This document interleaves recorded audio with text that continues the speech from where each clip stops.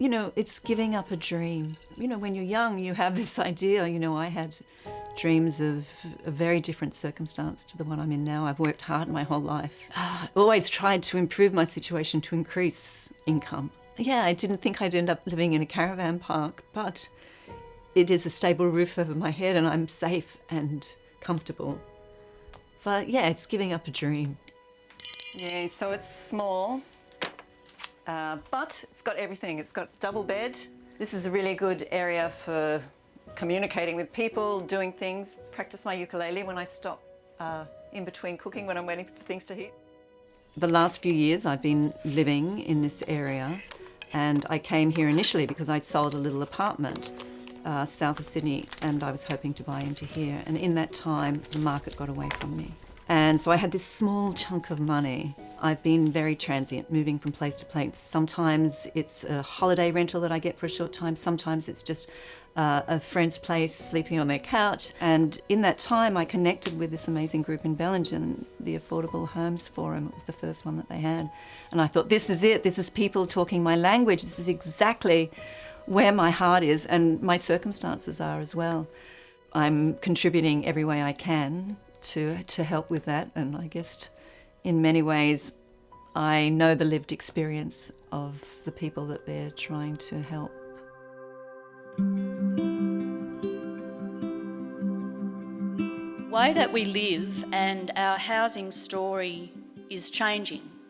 The local combination of increased property prices, not very much social housing, increasing private rents and high unemployment is toxic combination. The Australian dream of owning a home is gone for many people, let alone people that can't afford to rent or people that cannot even find a home. Housing affordability, as Karen spoke about, is such an overwhelming issue sometimes, so big and so nationwide, that sometimes we sort of forget what we can be doing at a local level. Strategic plan is storytelling. Rebecca was saying that to us when she was talking. It's a story about where you've come from. It's a story about what your values are in a particular part of the world. It's a story about where your place is heading if you do nothing. Two competing paradigms. And one is land as a source of profit. And the other is land as a place to live and a place for security and a home. The reason why I live in this town, it's because of the people like you. You're not knocking on government's door yet, we will get to that, but you're taking the initiative yourselves and getting up and doing something about it and caring about our society, and it just so impresses me. A few years ago I watched how you fought for the hospital here and you won. Yesterday one of my colleagues said, we've done things like this in Lismore before and they're great groups, but nothing ever happens. And my response was, you don't know Bellingen. So thank you all.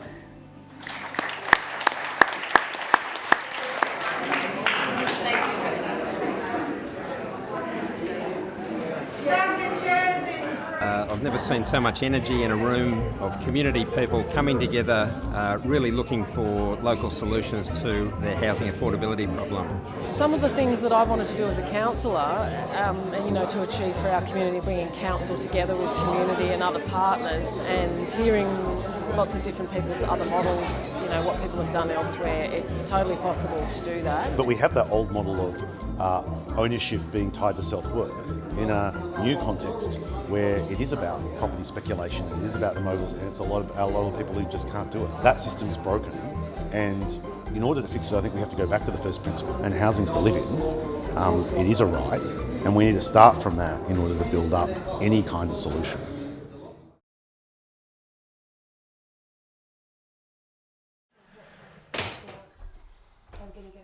We're up to working groups, a bit of an update on how they're going. Yep. Kerry? Yep. Well, the Aboriginal housing... The first forum really took us by surprise, but there was a real buzz there and it just totally touched a nerve. People are really concerned about housing. I think the needs mapping has provided this really good base, for the conversations with council and trying to work towards the affordable housing hub. Totally. We know we've got the voice of the community. That's it. We talked about the GMS working group. Yeah, we did. That's the big push at the moment. Yeah. Taking away It's our focus. And then after that, I guess we can, after the storm, we can start to talk about incorporation again, hey? Put that back on the agenda. Yeah, that's right. And the housing hub. And the housing hub. Yeah. Always the housing hub. Yeah. All right. Okay, thanks, gang. Hey, come on in. This is it. This is it. Yeah, so this is the little track to the beach. Nice. So I love this little part of it. I know me and a lot of women, other women my age, are in a similar situation to me with just a small amount of super, and knowing that there's that need, but there are other needs as well around affordable housing and other sectors who are stuck. And it seems to me it's because everything's focused on it's become a business. Homes are a business instead of something that's a right for human beings.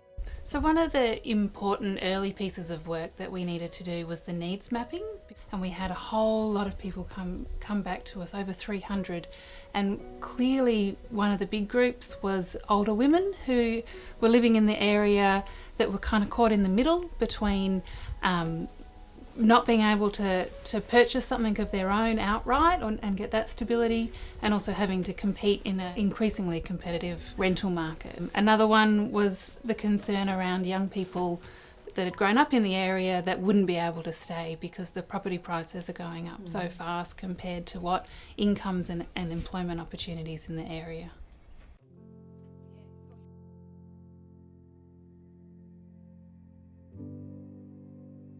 Just before Christmas, my mother and my cousin and their babies got kicked out. Since then, I've applied for 47 houses since Christmas. Some people don't want kids. Some people say I have too many kids. They wanted a house instead of presents. So they were like, we'll just send our presents back and, we'll get a house. It was so hard to try and explain to them. Now it's come to Easter, it's the same kind of thing. Yes, I do know of people who are having terrible trouble with housing. Great difficulty. There's lots of housing stress in this area. There are people sleeping on lounges. There are people sleeping in their cars. I've worked in social housing in this region for the last 26 years. It's one of the greatest challenges Aboriginal people will have. Not only the emerging younger families, but also that older people were living longer. So you had to sort of start thinking about how you address those particular issues. I work a lot with youth, and I know that there's a lot of youth in Bellingen that do not have a home. They're sleeping, under buildings, and it's shocking that in today's day and age that people don't have that basic need in a place as affluent as this. People who work with us in our store, they work full-time, their partners work full-time, they can't afford to pay the rent anymore. What are they supposed to do? Where do you go from that?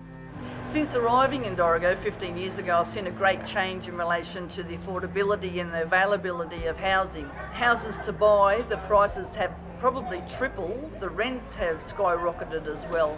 To me, that would be like winning the lottery, like having a home and just knowing it couldn't get taken away. Yeah. Sort of central network.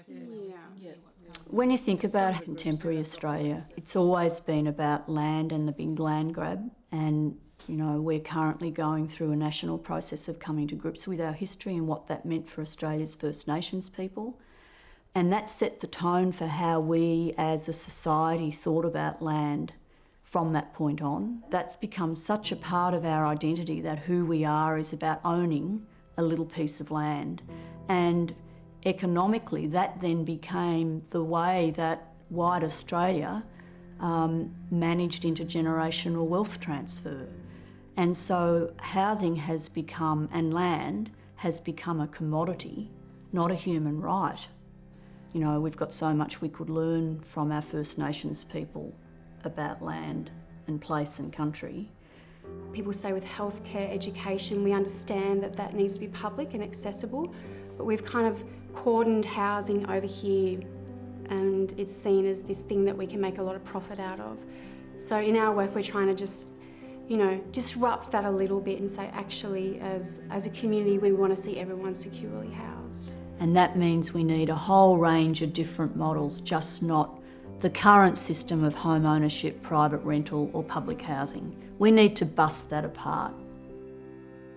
I moved to Bellingen 5.5 years ago after having lived in Sydney for a while, and I've lived in lots of other places before then. But I've had housing insecurity in my own life at different times, particularly when I was in my teens and in my 20s. I lived in a squat for a while. I lived in many different types of private rental houses, and I really got what housing insecurity means, and that led me into working in the housing space. And when I came to Bellingen and saw what was happening here, I really felt that not much had changed over all that time. So I joined the Neighbourhood Centre, and the Neighbourhood Centre was working with Lifetime Connect on housing, and together we set up a group, and that's how I got involved. I was worried that the things that we treasure here would be lost if it just became an enclave for the rich. When you look at the sort of income people earn here and what the cost of housing is, it's just totally disproportionate. So people, I think, are pretty aware that in cities like Sydney and Melbourne, housing and housing affordability is a big issue. What we're now starting to see is those same problems, getting the right, affordable, adaptable, accessible and housing with good amenity is also becoming a problem in regional areas. I think one of the big challenges around the whole housing conversations is to take ourselves back to the fundamentals. We're talking about shelter. We're talking about shelter for people. It doesn't always have to be the local authority or the development industry who come up with the ideas and the thoughts. Very often it can in fact be community groups who show more of an initiative, also show more of an understanding to what might be needed in a particular place. Well, people often think that housing issues are only a city problem, and that's not the case. Often it's much more hidden in the country, and people's struggles to find housing aren't so public, and people feel a lot of shame. I think it's complicated. I think it's partly the booms in the cities, tree change, people wanting a different lifestyle and coming up here cashed up, which was exactly my situation.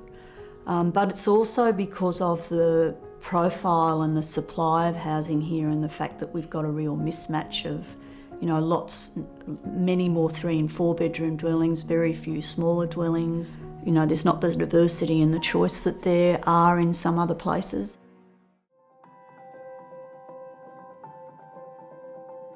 Our most popular working group has probably been the Tiny Homes Working Group. After the forum, we had a lot of interest from folks in Bellingen and Nambucca who saw tiny homes as a solution to a generation of women retiring into precarious housing, poverty, and to our youth homelessness rates across the 2 shires.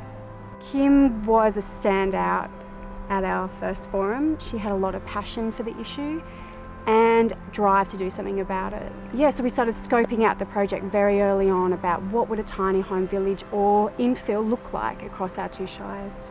No one's, saying this is going to fix the broken housing, system in Australia. We're saying this is one way that we really think we can address this in our community right now. So Rosie, this is the first tiny house that my company built using a local builder, a very a real craftsman. That big space up here that creates a feeling of spaciousness. It's the cubic volume of space that tricks the brain into thinking that the place is much bigger than it actually is. And feels wider. You ladies want to come up? There's lots of room. The woods. We have so few 1 and 2 bedroom stock housing, so regional women are hit even harder than city women. We don't have any 1 bedroom flats. They're gone to Airbnb, they're gone to tourism. We don't have the housing stock that they have in the cities. I have had other stories from women who have got sick.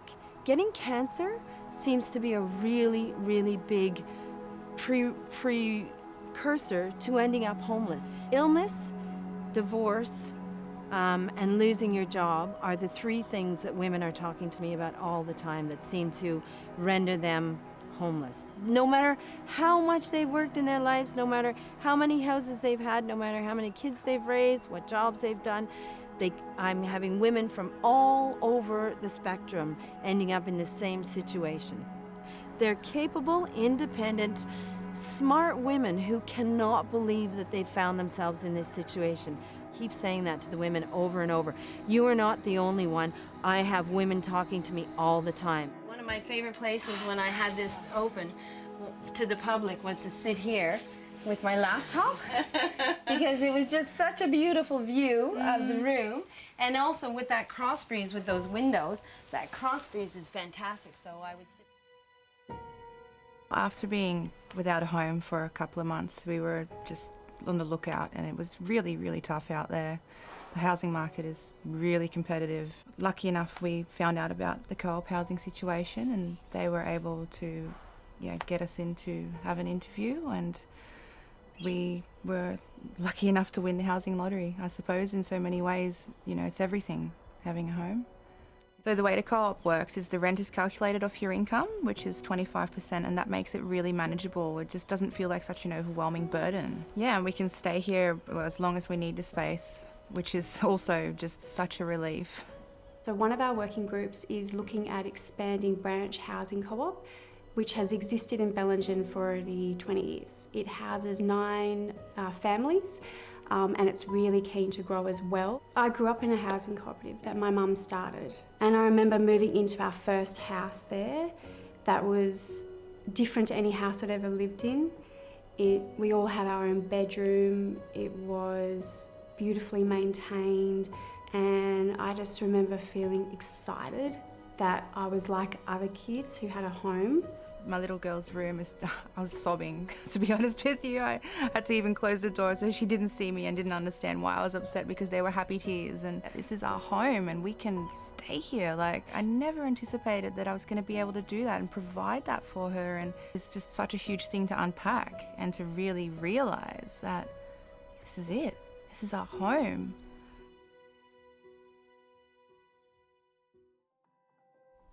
A lot of the action group's effort has gone into working on the local housing strategy working group, and that's because that's where we're working really closely with council. When we had our first forum, council released their growth management strategy consultation, Homes for Our Future, and from then on they've been working on a strategy for the next 20 years for the Bellingen Shire. The first bit's the actual local housing strategy. That's predominantly for the Department of Planning, meeting their requirements. But the thing that we really think people will get interested in is the action plan. Yep. That's what people really want to know. You know, what are we actually going to do about what we've learned? So what we've decided to do is to host 3 community consultations, because we think that this draft strategy is really smart and they've really listened to community. So we want to bring community together now to give some final feedback and really hear what people think before council gets to the point of finalising it. Working with the housing group has been a really valuable relationship that I think we've established here.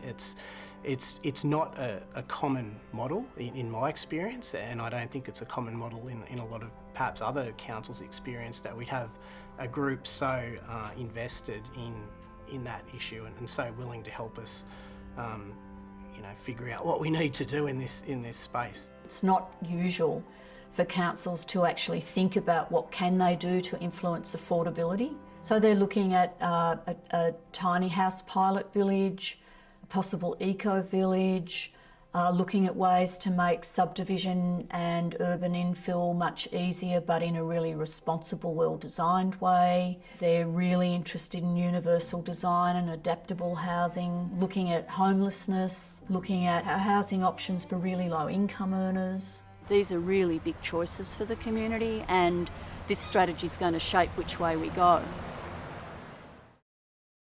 Anything else? It's exciting. It is exciting. Yeah. Fair bit of work, I reckon. A lot of involved in work. That. Yeah. And are we thinking, in terms of gathering community feedback and then passing that on to council, are we thinking to try and get any kind of collated response from the action group on this? Because that'll be, there's a lot of different views, it's a big document. Or are we just thinking just to get the general community feedback and give that to council as is?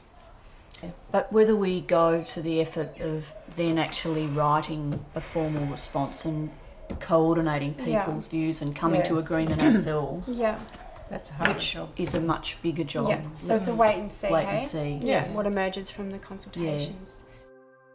One of the presentations at the forum was from a man who lived in a community land trust in America.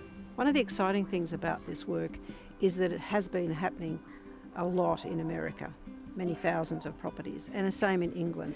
The numbers are going up in Britain and also in America to address the similar problem that we have here about affordability. A bit like a church in the old days would accept land from people and that could be built on, and there was like the church-owned housing. Same principle exists here. If someone wants to donate a half a block of land or a block of land or even a house and land, and they've got enough to do that plus look after their kids, that's fantastic.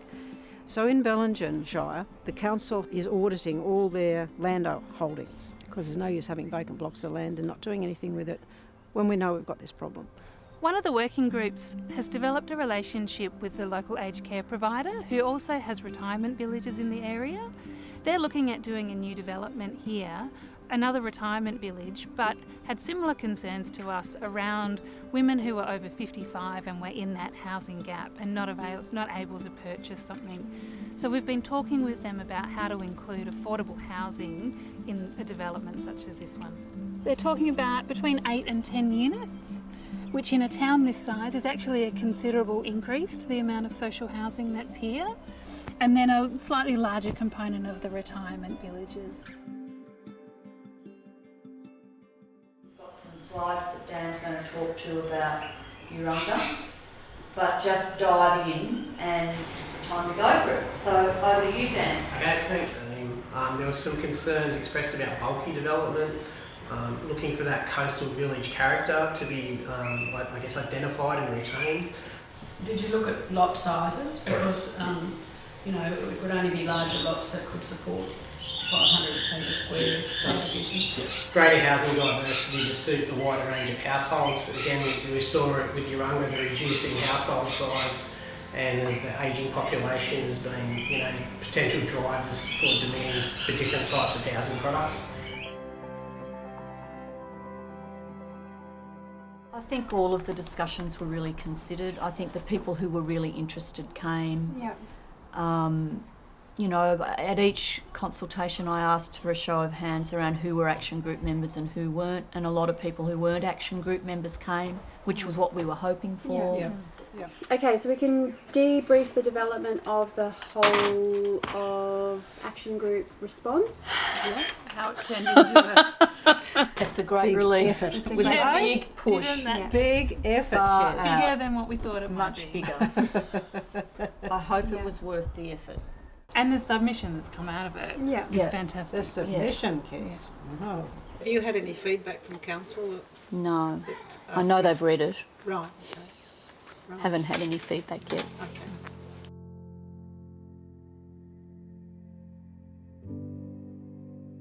If I had secure, long-term, affordable housing, I would sleep better at night. I still have big dreams. I've got so much I want to do, but struggling day to day just to make ends meet takes a lot of energy. Think about retirement as being this happy place that we get to, and when you get there and you're couch surfing and staying with friends or living in caravans, it's not how we want our mums and grandmas to end up. You know, one of the things that makes me the maddest, and I suppose this is because this touches home, I didn't have a lot of time off with my babies, and I wanted to, but I couldn't afford to have a lot of time off with them. And I had a woman say to me recently, I didn't even take time off to be with my kids, and here I am down at the end of my life, and I'm still going to end up homeless. That's a whole social responsibility. We've got this generation of women who have lived their lives responsibly, raising their kids, you know, doing what you're meant to do, and they're getting to the end of their lives without somewhere safe to live. What sort of society are we if we can't find a way through this? This is an opportunity right now that there's buy-in from our community to do something different here in Bellingen, and what keeps me awake is that we'll miss the boat, and that will go the way of numerous other communities that are gentrified and just full of wealthy people. And I don't want to miss that opportunity. I want to get this support that's there now and that passion and involvement and do something different here.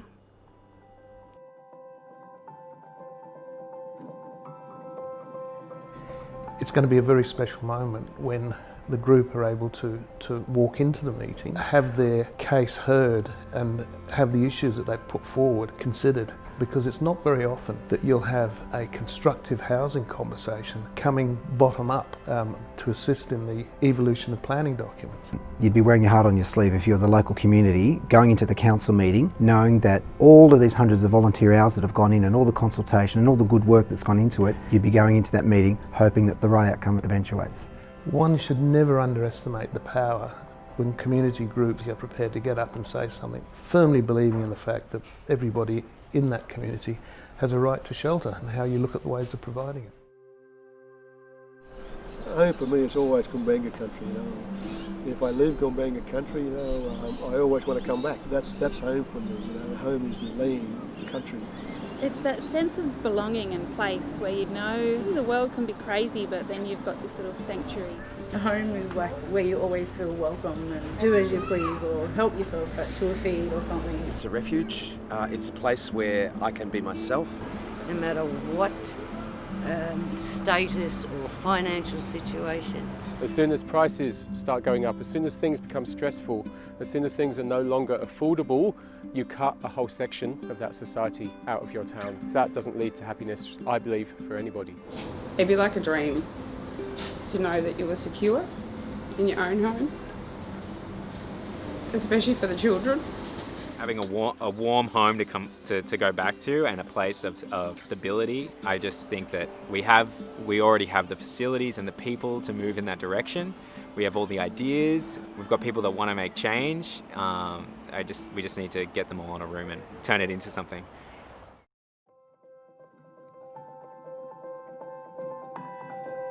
It's a great relief. I just feel like huge loads just lifted. Now we can get on with it. I've just come out of the council meeting and they've just approved the local housing strategy. It's going to make me cry. And it's just really exciting that they've... Yay! I said we should have a little party. Oh yeah, a few champers. Yeah. Is it a feeling of relief? Huge. Where are we going to get money to Huge. fund the hub? We'll get money. It'll happen. The difference with this group is it was driven by some very, very strong local women, and that was a really important part of it, and they were not giving up, and they were certainly going to make sure that council were able to step up as well. And I think the next steps are, going to be, let's get some funding, let's get some land, let's work out what land we have available and how we can start that process. This is a place for farming communities. This is a place for young families to bring up their children. This is a place for older people. This is a place for all. Is to working together and what people can do when they're all on the same page. Yes.